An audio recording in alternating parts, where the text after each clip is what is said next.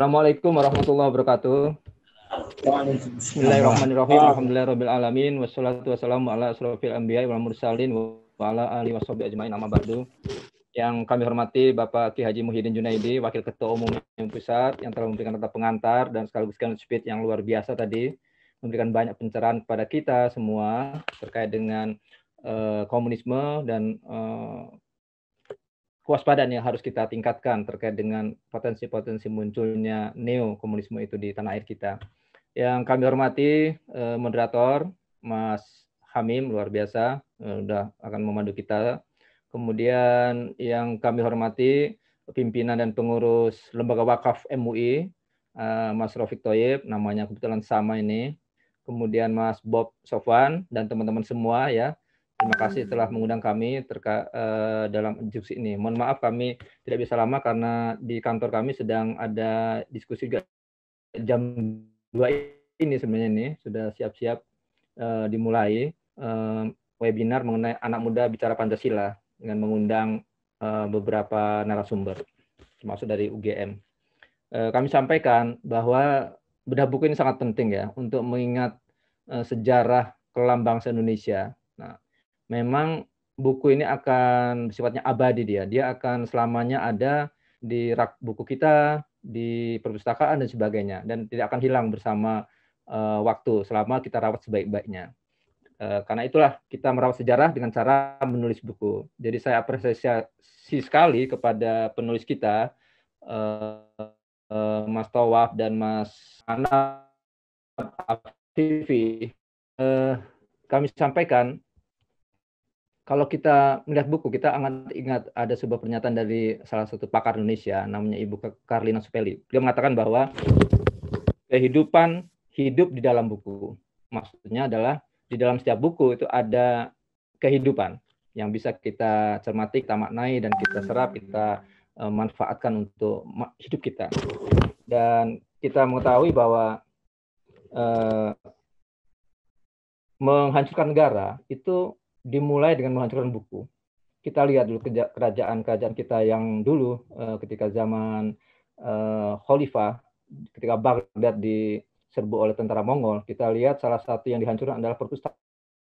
Sehingga ratusan ribu buku hancur dan tidak pernah bangkit lagi. Komunisme di Indonesia itu memang tidak pernah lepas ya, sejak awal abad 20, 1900 awalan sampai 1968 ya kira-kira, itu masih ada. Dan ketika era-era Orde Baru itulah, 68 itu terakhir ketika mereka memberontak di daerah Blitar Selatan, terakhir-terakhirnya. Setelah itu gerakan bersenjata atau gerakan yang sifatnya konflik senjata tidak ada lagi dengan mereka. Namun demikian tadi disampaikan oleh Pak Kiai Muhyiddin, kita harus hati-hati karena bisa saja mungkin muncul potensi neo komunisme di Indonesia ya. Kalau kita telusuri sejarah masa lalu, konstelasi global sangat mempengaruhi kedudukan dan peranan komunisme di negara-negara lain, termasuk di Indonesia. Kita lihat tadi sempat disampaikan oleh Pak Kiai Muhyiddin bahwa pada tahun 48 ketika memberontak di Madiun, itu komunisme Indonesia berkiblat kepada Uni Soviet. Ketika tahun 1965 ketika mereka memberontak, kita juga tahu sebelum merdeka tahun 1926 kalau tidak salah, itu komunisme telah memberontak kepada pemerintah kolonial Belanda, dan kemudian 65, 66 di berbagai penjuru tanah air. Alhamdulillah berkat perlindungan Allah SWT, lalu kemudian kewaspadaan dan perlawanan yang kuat dari umat Islam khususnya ya, dan kaum bangsa lainnya, serta nah kita ketahui secara nasional konstelasinya memang pada masa sebelum kemerdekaan dimungkinkan munculnya partai berpaham komunis, sehingga muncul saat itu sudah yang paham komunis. Kemudian juga di era awal kemerdekaan dengan maklumat nomor X tahun 45 yang ditandatangani oleh Wakil Presiden Bung Hatta, itu kita memberi kesempatan kepada Indonesia itu untuk mendirikan partai. Akibatnya salah satu partai yang eksis saat itu masa itu adalah komunisme. dalam kebijakan Presiden Soekarno yang bersemboyan Nasakom, apalagi jadi komunis menjadi salah satu komponen bangsa yang tidak bisa dihilangkan pada saat itu karena konsep Nasakomnya Bung Karno. Alhamdulillah berkat Allah SWT, kerja keras, perlawanan dan reaksi balik dari umat Islam khususnya dan TNI Polri, pemerintah, kita bisa menghalau itu.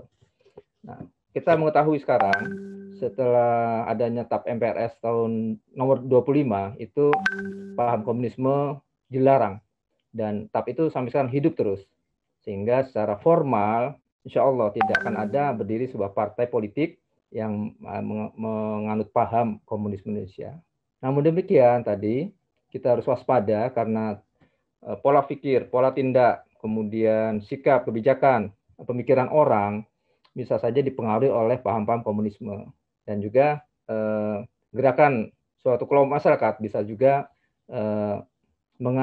bercirikan hal-hal seperti itu ya. Tetapi tentu dugaan-dugaan itu harus bisa dibuktikan kalau akan ada proses-proses selanjutnya ya. Tapi yang penting umat Islam kita harus waspada supaya kita bisa sejak awal, sejak dini bisa menghalau kalau tidak ada gejala-gejala seperti itu. Kemudian kami sampaikan juga kalau kehidupan Indonesia ke depan itu hendaknya kita upayakan supaya kesenjangan-kesenjangan yang ada antara kota dan daerah, antara masyarakat kota dan masyarakat daerah, antara pusat dan daerah, kemudian antara golongan, antar golongan, orang yang berpunya dan tidak berpunya, itu harusnya bisa dikecilkan untuk mengurangi kesenjangan yang itu bisa menjadi titik pemicu bagi berkembangnya paham-paham seperti komunisme ini. Karena komunisme pandai sekali memanfaatkan situasi yang buruk untuk bisa menggunakannya bagi kepentingan politik mereka. Dan kita tahu di era sekarang tentu sulit mereka melakukan gerakan bersenjata, tapi dalam untuk isu-isu politik, ekonomi, budaya, hukum, mereka bisa melakukannya secara tidak kita sadari ya. Bapak Ibu sekalian, saya kira demikian yang bisa kami sampaikan dalam forum ini dan terima kasih banyak atas undangannya dan kita bersama harus terus waspada. Nah, terkait dengan tadi disampaikan oleh Mas Moderator, Mas Hamim, memang pertama saya mohon maaf itu tulisannya ada doktor, belum, masih kandidat doktor ilmu hukum dari Unisula Semarang. Yang kedua, memang saya sudah baca halaman 79 itu tentang Pak Kiai Sulaiman yang wafat gugur bersama ratusan orang. Itu adalah yang beat saya langsung. Beliau ada Kiai Torikot Naksabandiyah Qadiriyah di Desa Mojopurno namanya. Itu sebuah desa di Magetan, di mana akhirnya beliau diundang dalam sebuah rapat yang ternyata undangan fiktif karena di sana sudah ada para tokoh PKI dan tentara-tentara yang VDR istilahnya ya. Nah, yang kemudian mereka para kiai ini dibawa dan dimasukkan ke dalam sumur di desa Soco di Goranggareng. Dan yang buyut kami itu meninggal di situ di dalam keadaan hidup-hidup karena ditimbun dengan batu dan sebagainya.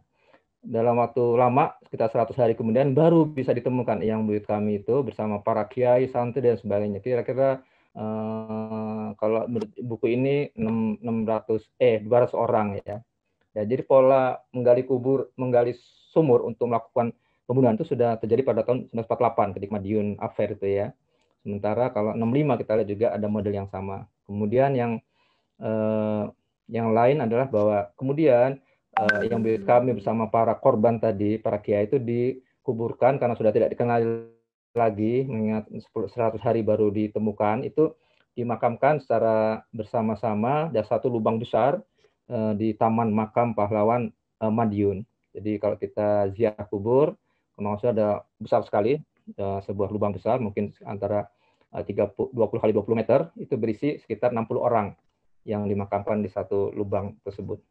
Kami kira demikian yang bisa kami sampaikan. Mohon izin Mas Hamim, Mas Bob, Mas Rafiq Thayyib, dan semua teman-teman sekalian, termasuk khususnya para peserta. kami izin tidak bisa meneruskan perbincangan kita ini. Mohon maaf sekali karena sudah ditunggu di webinar yang lain. Terima kasih. Wallahul muwaffiq ila aqwamit thoriq. Wassalamualaikum warahmatullahi wabarakatuh.